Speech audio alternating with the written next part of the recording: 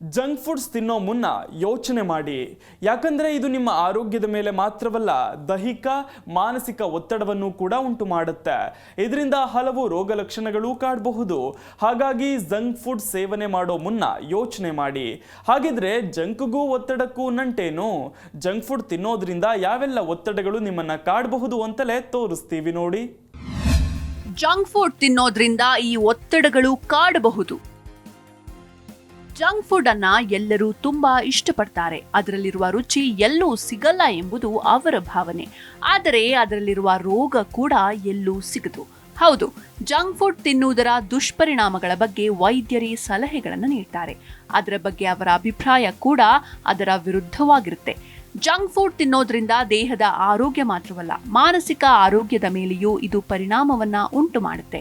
ದೈಹಿಕವಾಗಿ ಮತ್ತು ಮಾನಸಿಕವಾಗಿ ಇದು ಒತ್ತಡವನ್ನ ಉಂಟು ಮಾಡುತ್ತೆ. ಇದು ಸಕ್ಕರೆ, ಉಪ್ಪು, ಅನಾರೋಗ್ಯಕರ ಕೊಬ್ಬುಗಳು ಜೊತೆಗೆ ದೇಹದ ಹಾರ್ಮೋನುಗಳ ಸಮತೋಲನ, ರಕ್ತದಲ್ಲಿನ ಸಕ್ಕರೆ ಮಟ್ಟಗಳು ಮತ್ತು ಕರುಳಿನ ಆರೋಗ್ಯವನ್ನ ಅಡ್ಡಿಪಡಿಸಬಹುದು.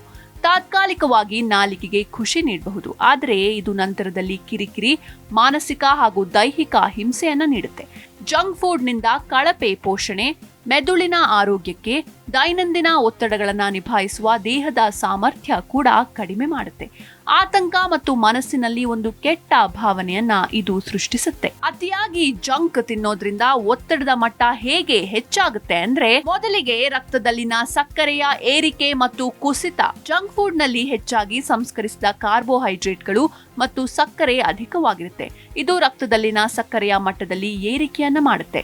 ಈ ಏರಿಳಿತದಿಂದ ಆತಂಕ, ಆಯಾಸ ಮತ್ತು ದುರ್ಬಲ ಮನಸ್ಥಿತಿಗೆ ಒಳಗಾಗಿಸಬಹುದು. ಭಾವನಾತ್ಮಕ ಸಮತೋಲನಕ್ಕೆ ಸ್ಥಿರವಾದ ರಕ್ತದಲ್ಲಿನ ಸಕ್ಕರೆ ಅತ್ಯಗತ್ಯ.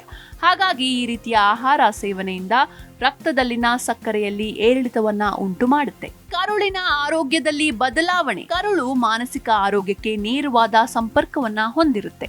ಇದನ್ನು ದೇಹದ ಎರಡನೇ ಮೆದುಳು ಎಂದು ಹೇಳ್ತಾರೆ.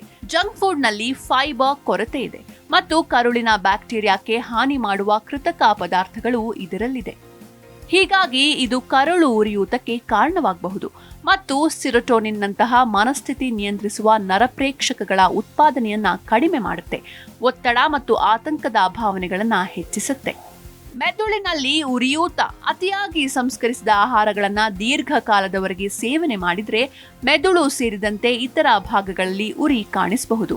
ಉರಿಯೂತವು ಮೆದುಳಿನ ಕಾರ್ಯನಿರ್ವಹಣೆಯ ಮೇಲೆ ಪರಿಣಾಮ ಬೀರುತ್ತೆ ಮತ್ತು ಒತ್ತಡವನ್ನ ನಿರ್ವಹಿಸುವ ದೇಹದ ಸಾಮರ್ಥ್ಯವನ್ನ ದುರ್ಬಲಗೊಳಿಸುತ್ತೆ. ಹಾರ್ಮೋನುಗಳ ಬದಲಾವಣೆ. ಜಂಕ್ ಫುಡ್ ಕಾರ್ಟಿಸೋಲ್ ಮತ್ತು ಇನ್ಸುಲಿನ್ ನಂತಹ ಹಾರ್ಮೋನುಗಳಿಗೆ ತೊಂದರೆ ಮಾಡುತ್ತೆ.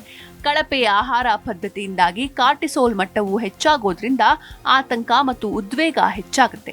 ಆದರೆ ಇನ್ಸುಲಿನ್ ಪ್ರತಿರೋಧವು ಆಯಾಸ ಮತ್ತು ಮನಸ್ಥಿತಿಯ ಅಸ್ಥಿರತೆ ಉಂಟು ಮಾಡುತ್ತೆ. ಮಾನಸಿಕ ಆರೋಗ್ಯಕ್ಕೆ ಕಡಿಮೆ ಪೋಷಕಾಂಶ. ಜಂಕ್ ಫುಡ್ ಸೇವಿಸಿದಾಗ ಮನಸ್ಥಿತಿಯನ್ನ ನಿಯಂತ್ರಿಸಲು ಮತ್ತು ಒತ್ತಡವನ್ನ ನಿರ್ವಹಿಸಲು ಅಗತ್ಯವಾದ ಪೋಷಕಾಂಶಗಳಾದ ಮೆಗ್ನೀಷಿಯಂ, ಬಿ ಜೀವಸತ್ವಗಳು, ಒಮೆಗಾ 3 ಕೊಬ್ಬಿನಾಮ್ಲಗಳು ಮತ್ತು ಸತುವುಗಳಂತಹ ಅಂಶಗಳನ್ನು ಕಳೆದುಕೊಳ್ತೀರಾ. ಇದರಿಂದ ದೇಹದ ನೈಸರ್ಗಿಕ ಒತ್ತಡ ಪ್ರತಿಕ್ರಿಯೆ ವ್ಯವಸ್ಥೆಯನ್ನ ದುರ್ಬಲಗೊಳಿಸುತ್ತೆ. ನಿದ್ರೆಯಲ್ಲಿ ಕುಂಠಿತ. ಜಂಕ್ ಫುಡ್ ನಲ್ಲಿರುವ ಕೆಫೀನ್ ಮತ್ತು ಸಕ್ಕರೆಯಂತಹ ಕೃತಕ ಆಹಾರಗಳು ಸೇರಿದಾಗ ನಿದ್ರೆ ಸರಿಯಾಗಿ ಆಗದಿರುವಿಕೆ ಅಥವಾ ನಿದ್ರಾಹೀನತೆಗೆ ಕಾರಣವಾಗಬಹುದು. ವಿಶ್ರಾಂತಿ ಇಲ್ಲದಿರೋದು ಕಾರ್ಟಿಸೋಲ್ ಮಟ್ಟವನ್ನ ಹೆಚ್ಚಿಸುತ್ತೆ. ಇದು ಆಯಾಸ, ಆತಂಕ ಮತ್ತು ಕಿರಿಕಿರಿಯನ್ನ ಉಂಟು ಮಾಡುತ್ತೆ.